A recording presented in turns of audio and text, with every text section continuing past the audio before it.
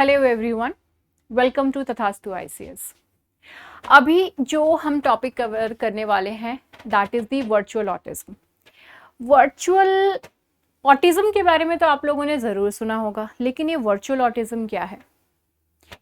ये जो टॉपिक है this is quite serious and ये मैं चाहूँगी कि हर कोई सुने, जाने, समझे एंड आपके आसपास के जो कोई पेरेंट्स हैं जिनके बच्चे छोटे छोटे हैं या फिर आपके घर में है कोई, तो उनको इस चीज़ के बारे में अवेयर करें एंड स्पेशली तब अवेयर करें जब वो स्क्रीन अपने बच्चों को बहुत ज़्यादा दिखाते हैं, यानी कि बहुत ज़्यादा मोबाइल देते हैं, टीवी दिखाते हैं, आईपैड्स दे रहे हैं, पैड्स दे रहे हैं, लैपटॉप्स दे रहे हैं। तो उन लोगों को इस चीज़ के बारे में ज़रूर बताएं एंड इस वीडियो को भी शेयर करें so that they could understand कि ये जो ऑटिज्म है ये कितना ज़्यादा फैल रहा है।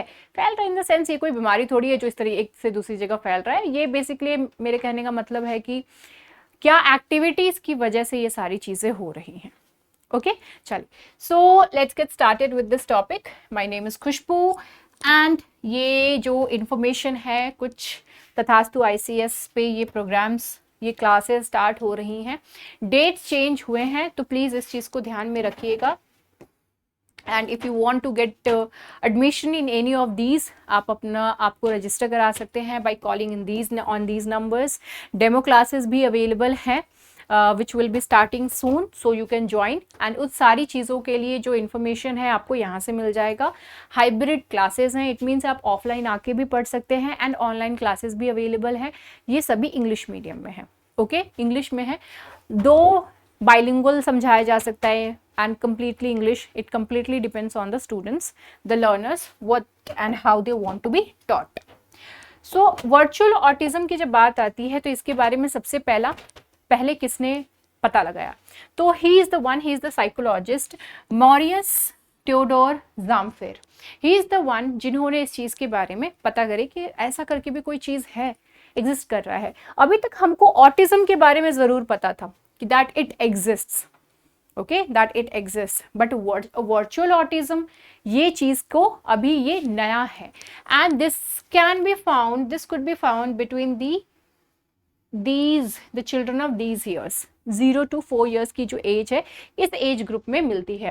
Cases of virtual autism have increase in recent years, particularly in this age group, because इस एज ग्रुप के बच्चे जो है वो बहुत ज़्यादा परेशान करते हैं एंड पेरेंट्स जो है उन लोगों को शांत करने के लिए कि भाई परेशान मत करो, let me do some work, है ना, तो मोबाइल पकड़ा देंगे या फिर कुछ भी जो है टीवी ऑन कर दिया, तो वो लोग जो है इस चीज़ में बिजी हो जाते हैं बच्चे एंड वो अपना काम करने लगते हैं। तो ये जो प्रॉब्लम है यहीं से ही शुरुआत होती है कि अपने आप को फ्री करने के चक्कर में मोबाइल दे दिए, है ना। ये चीज़ जो कि बहुत ज़्यादा इजी लगती है लेकिन बच्चों को लॉन्ग टर्म में काफ़ी ज़्यादा दिक्कत क्रिएट करती है। Okay, these activated behaviors and elements are similar to those found in the ASD, that is the autism spectrum disorder. Autism spectrum disorder जो है उसका behavior and ये जो virtual autism है, दोनों के जो behaviors हैं वो basically similar ही हैं। ओके, सो बेसिकली सिमिलर ही हैं, जैसे कि डेवलपमेंट्स, बोलने का जो बोलने में दिक्कत होना, टोज पे चलना, या फिर जो है आई कांटेक्ट नहीं करना, किसी चीज़ को रिपीट करते रहना, है ना, तो वो टाइप की चीज़ें जो हैं वो ऑटिज्म ये ASD में होता है। तो उसी टाइप के सिमिलर एक्टिविटीज़ वर्चुअल ऑटिज्म में भी देखने के लिए मिल रहे हैं। ओके, ऑटिज्म का अगर स्पेसिफिकली आपको डेफिनेशन देखना हो तो वो यहाँ है, autism is a pervasive developmental disorder that impacts various aspects of early childhood development, including speech, social interaction, play and skill development. Skill development, किसी चीज़ को अरेंज करना है, किसी चीज़ को गिराना है, एक के ऊपर एक कोई चीज़ को रखना है, पाइल अप करना है करके, खेलना है बच्चों के बीच में, आई कांटेक्ट करके बात करनी है। आपको जब भी आप अपने बच्चे से बात करते हैं तो आई कांटेक्ट करके बात करें। आई कांटेक्ट का मतलब क्या है? आपकी आंखें उसकी आंखों में देख रही हों और उसकी आंखें आपकी आंखों में। तब इससे क्या होता है कि बच्चों को कॉन्फिडेंस बिल्डअप होता है, विच इज़ वेरी इंपॉर्टेंट। आप देखे होंगे इस चीज़ को, आप सभी लोग बड़े हैं, आप सभी ने इस चीज़ को देखा होगा, जिनमें कॉन्फिडेंस नहीं होता वो आंखों में आंखें मिला करके कभी बात नहीं करेंगे। वहीं पे ही चोरों की बात कर लीजिए, वो इतने कॉन्फिडेंट रहते हैं कि चोरी करने के बाद भी आंखों में आंखें डाल के बोलेंगे कि हमने तो चोरी नहीं की करके, है ना। तो वो कॉन्फिडेंस एक तरीके से झलकाता है, तो वही चीज़ यहाँ पर है। ओके तो बच्चों की आंखों में आंखें डाल करके बात करने की कोशिश करें। इनकी जो स्पीच है वो सही से नहीं बोल पाते हैं, इंटरेक्ट नहीं कर पाते हैं, सोशल इंटरेक्शन नहीं होता है, लोगों को देख करके शाई फील करेंगे या फिर अजीब तरीके से बिहेव करेंगे ना, उठा पटक तोड़ फोड़ करने वाला सिस्टम हो जाएगा, खेलना पसंद नहीं होगा, स्किल डेवलपमेंट में कोई इंटरेस्ट नहीं रहेगी, तो ये ऑटिज्म हो जाता है। वर्चुअल ऑटिज्म में देखिए बच्चे कैसे सीखते हैं, बच्चे सीखते हैं किसी चीज़ को टच करेंगे। I am having a girl child, छोटी सी मेरी बेटी है, तो उसको कुछ कुछ सिखाने के लिए आई यूज टू डू रिसर्च की क्या क्या कैसे कैसे बच्चों को सिखाना चाहिए एंड ऑल। तो काफ़ी टाइम ऐसा था कुछ कुछ ऐसे बॉल्स आते हैं, कुछ कुछ ऐसी चीज़ें आती हैं, रफ चीज़ें, या फिर जैसे कि खुरदुरी कोई चीज़ें हुई तो वो बच्चों को पकड़ाना कि हाँ इस टाइप की भी कोई चीज़ होती है, कोई सॉफ्ट चीज़ पकड़ाना, अलग तरीके के पैटर्न्स दिखाना उनको, डिफरेंट एनिमल्स शो करना, ये सारी चीज़ें, एंड उनको डिफरेंट प्लेसेस पे लेके जाना so that they could see and learn. क्योंकि बच्चे ऐसे होते हैं ना जो बहुत क्यूरियस होते हैं, हम खुद कितने क्यूरियस होते हैं, है ना। जब किसी नई जगह पे हम लोग जाते हैं तो व्हाट हैपन्स, हाँ हम उन नई जगहों पे जाएंगे तो वी फील सो क्यूरियस, वाह ऐसा भी है, वाह वैसा भी है, राइट। तो वैसे ही बच्चे भी फील करते हैं, बच्चों के लिए तो पूरी दुनिया ही नहीं है, पूरी दुनिया, हम लोगों ने तो कितना सारा चीज़ देख लिया है, लेकिन बच्चों के लिए तो सभी चीज़ें न्यू है। तो वी आर द वंस जो रिस्पॉन्सिबल होते हैं उनके साथ जो बाहर की दुनिया है और बच्चों को इंटरेक्ट कराने के लिए कि किस तरीके से जो है उनके बीच में इंटरेक्शन हो करके, है ना। तो वो चीज़ है। तो बच्चे अगर किसी चीज़ को टच नहीं कर पा, एंड प्लस वो बोलते, स्पीच की जो इशू है वो बेसिकली क्यों होती है, वो इसलिए होती है क्योंकि बच्चे लिपसिंग देखते हैं कि कोई वर्ड को हम किस तरीके से बोल रहे हैं, राइट। तो बच्चे अगर किसी स्क्रीन में देख रहे हैं, स्क्रीन में तो सारे वो सिर्फ ऐसे ऐसे ही करते रहते हैं, लेकिन यहाँ पे हमारा वो टंग मूवमेंट देख रहे हैं, लिप्स मूवमेंट देख रहे हैं, राइट। तो इस चीज़ से वो सीखते हैं कि कैसे बोलना है। लेकिन जब स्क्रीन में कार्टून्स दिखा रहे हैं तो आप वो सिर्फ ऐसे मूव कर रहा है, उसमें थोड़ी कुछ पता चल रहा है, सिर्फ ऐसे ऐसे ऐसे मूव कर रहा है, तो उसको क्या पता कि वो किस तरीके से बोलना है करके। सो दे डोंट लर्न, इसलिए से जो उनकी स्पीच है वो थोड़ी लेट होती है, जो बोलने की क्षमता है वो थोड़ी लेट आती है या फिर बहुत ही लेट हो जाती है, इस टाइप की चीज़ें होती हैं। ओके तो वो सीन हो, या फिर जो गड़बड़ हो जाता है। I can give you an example. One of my friend she told me कि उनकी फ्रेंड है जो अब जैसे उनको घर का काम करना है, तो बहुत बड़ी फैमिली थी, तो घर का काम करना है तो अपने बच्चे को दे देंगी दादी को, ठीक है, कि आप जो है इसको देखिए करके। तो वो क्या करेंगी, बच्चे को बैठा करके टीवी ऑन कर देंगे, एंड टीवी में भी ऐसा कार्टून, बेसिकली इंटेंशनली नहीं, लेकिन वो ऐसा कार्टून लगा देते थे जिसमें कि कुछ बोलने वाला कोई चीज़ है ही नहीं, म्यूट वाला टाइप की, सिर्फ एक्शंस हो रहे हैं, सिर्फ वो टाइप की जो एक्शंस बेसिकली होते हैं वो देख रहे होते हैं। जैसे कि नेटफ्लिक्स पे आता है एक भीम का शायद है, जिसमें छोटा बच्चे का है, आई am not getting the name, लेकिन छोटे बच्चे का है वो कार्टून एंड ऑल, छोटा बच्चा सा है जो कि बहुत ज़्यादा स्ट्रॉन्ग है, भीम का ही है I guess, I don't exactly, I am not exactly getting the name. तो वो जैसा है, उसमें क्या है कि सारे एक्शंस दिखा रहा है but there is no talking, कुछ भी नहीं है, है ना। तो उससे बच्चे क्या होंगे, म्यूट हो जाएंगे, तो they will be doing only actions, they won't be talking, तो वो एक प्रॉब्लम क्रिएट कर देता है ना, राइट। सो इसलिए हम क्या बच्चों को, एंड यही चीज ऐसे ही जो है उसकी दादी उसको दिखाती थी, तो वो बच्चा बोलता नहीं था, ही कुडंट स्पीक, 3 years का हो गया था, वो बोलता नहीं था।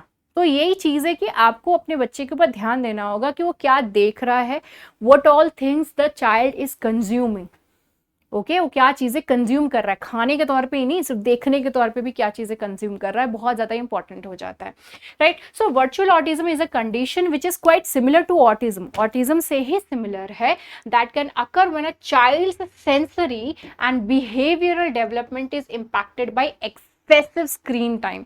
4 घंटे से ज़्यादा नहीं होना चाहिए, एंड कंटिन्यूअस स्ट्रेच में 4 घंटे कभी भी जो है कोई भी चीज़ नहीं दिखानी है करके। एंड इसके अलावा कंटिन्यूअस के अलावा ये जो म्यूट वाली चीज़ें हैं उस चीज़ से तो बिल्कुल इग्नोर करें।